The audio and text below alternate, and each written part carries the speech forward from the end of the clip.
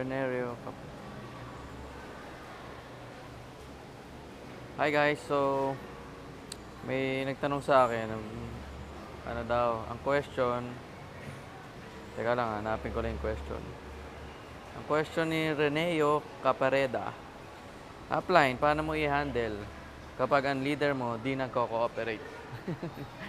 So very interesting topic kasi nga, oo nga naman, ano gagawin pag hindi nagko-cooperate yung leader mo? So, ang ma-advise ko, kapag halimbawa meron kang ganun parang dilemma sa negosyo, pag hindi nagko-cooperate yung leader mo, may dalawang dapat gagawin, tandaan mo. Ah, explain ko muna yung una. Sa experience ko, nagko-cooperate naman na halos lahat ng leader ko. Okay? Pero na lang pag nagkasakit sila or what. Bakit? Kasi, kapag ang isang tao, nirecruit mo siya dito sa business natin at gusto niya at meron siyang enough reason bakit mo siya ginagawa, 100% of the time, magko-cooperate yan sa lahat ng gagawin. Okay? Kasi nga, may problema siya, kailangan niya masolusyonan yun eh. Pero kapag hindi siya nagko-cooperate, minsan, siguro nabaliw lang siya, siguro parang nahiya sa'yo dahil kaibigan ka niya. O kaya na-hurt, pero hindi naman talaga type gawin mag-network, di ba? Okay, anong gagawin ng pag ganun? Kung halimbawa, leader ka, applying tapos meron kang downline na ayaw mag-cooperate. Sa experience ko, saka sa experience namin na na-applyin ko si Doc Ed, pagsasabihin mo lang siya in a way na paliwanag mo na pag hindi siya nag-cooperate, of course, sayang yung negosyo niya, sayang nilabas yung pera. Okay? Saka pag halimbawa apply ka, huwag mong papagalitan yung downline mo, ha? Okay, well, hindi tayo parang hindi ka boss, hindi mo rin siya empleyado. Sana kung pinapasahod mo siya, pwede siya pagalitan siguro. Pero since independent distributor tayo, make sure i-respect mo yung space niya. Kung ayaw niya muna siguro, okay lang. Ang pwede mo lang magagawa, kung ayaw niya sumunod, is i-update mo lang siya from time to time na mga activities.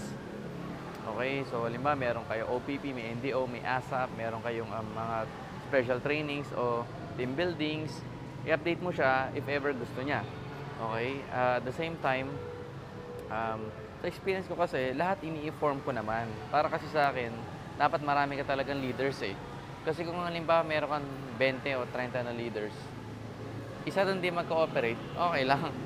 Di ba? Kasi ang dami mo naman. Pero kung halimbawa, isa, dalawa leaders mo, pag yung dalawa hindi nag-cooperate, medyo, of course, siguro makakaramdam ka ng medyo hindi maganda.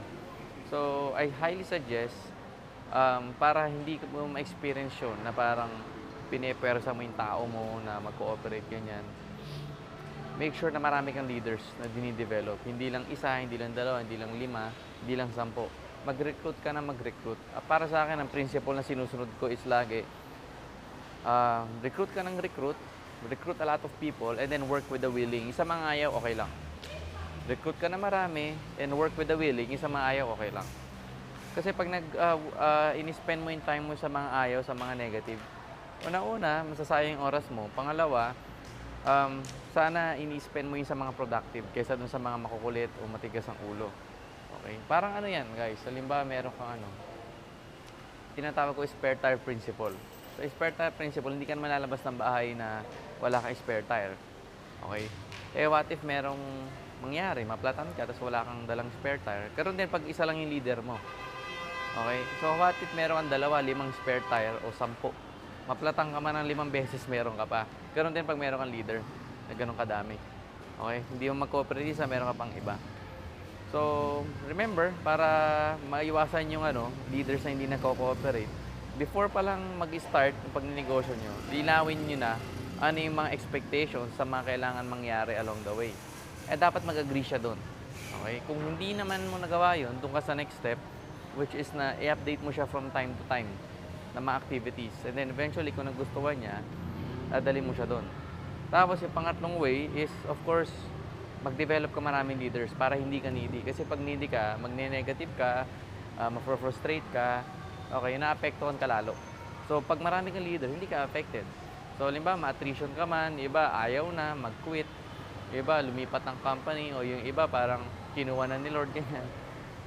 At least kung marami kang leaders, di ka needy. And ayun ang dapat di mawawala. Dapat lagi ka may posture, dapat lagi ka in control. The moment na hindi ka na in control, wala kang posture, nagiging needy ka. Pag nagiging needy ka, lalong ka nahihirapan sa pag-network. Okay? So, ayun, may natutunan kayo dito sa maliit na tip na to at mapapalaki niyo yung network niyo dito. Okay? So, this is Marco Malyari and this is Beyond Networking. Bye!